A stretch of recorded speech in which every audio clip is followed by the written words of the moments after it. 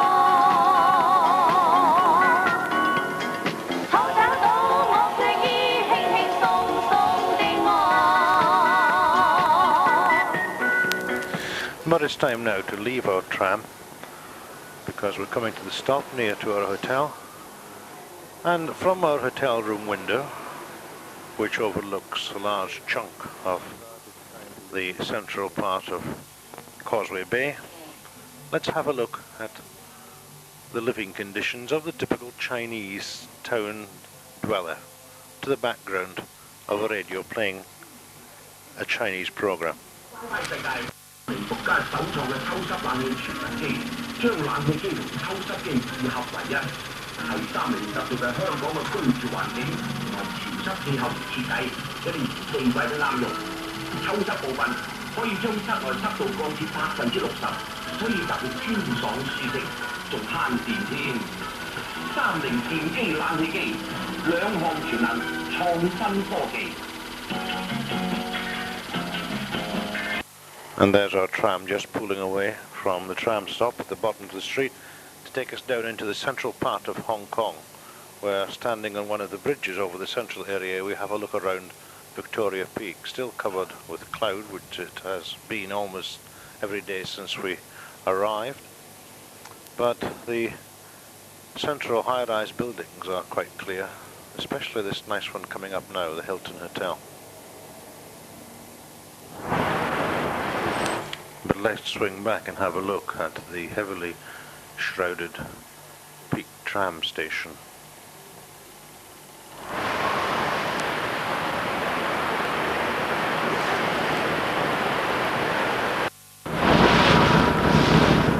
And leaving Hong Kong Island behind us, we board the Cross Harbour Star Ferry and head for Kowloon. It's a very grey, steely looking day. And believe it or not, we were in shirt sleeves because it was quite warm. In fact, all this low cloud made it humid. But for anybody who follows science fiction, the view from the Star Ferry back towards the island in the high-rise blocks looks like something out of another world.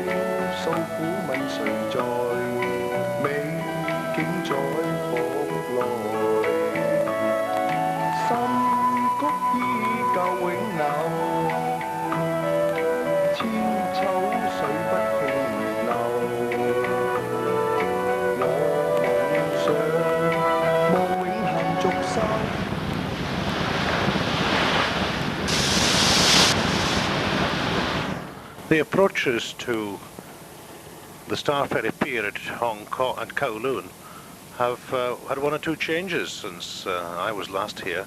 Still, there is the Peninsula Hotel, and on its left the smaller YMCA, but the high-rise buildings which are just disappearing to the left of the picture are all new, are built on what was the old Kowloon Lo Wu Hong Kong Chinese railway station, but that's been moved a little bit further up country now.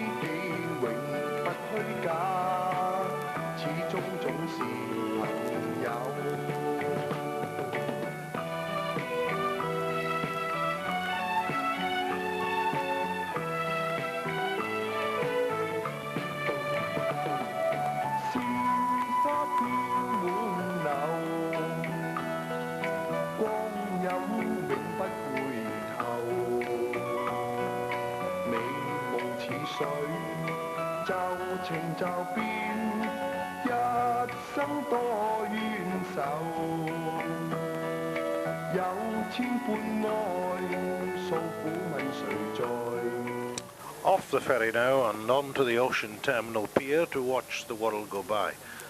There in the distance is a view of Hong Kong towards the western end of the island, past the Western Market, where the island curves round to disappear to Kennedy Town at the other side. But this part of the harbour is still as busy as ever. You can see, in addition to the ferries that ply back and forwards, the tugs and the sampans and junks which carry the goods to and from the island go-downs to the boats, and the little Walla Walla boats like this one that ply for passengers to and from Hong Kong and Kowloon.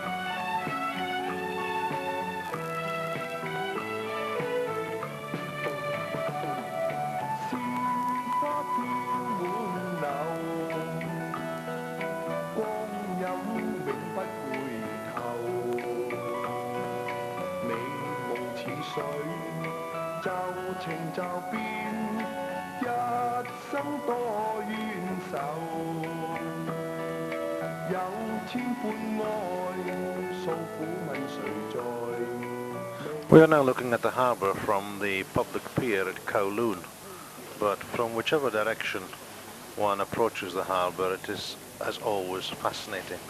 The hustle and bustle of all boats and ships and water transport of all shapes and sizes. scurry back and forward across the harbour.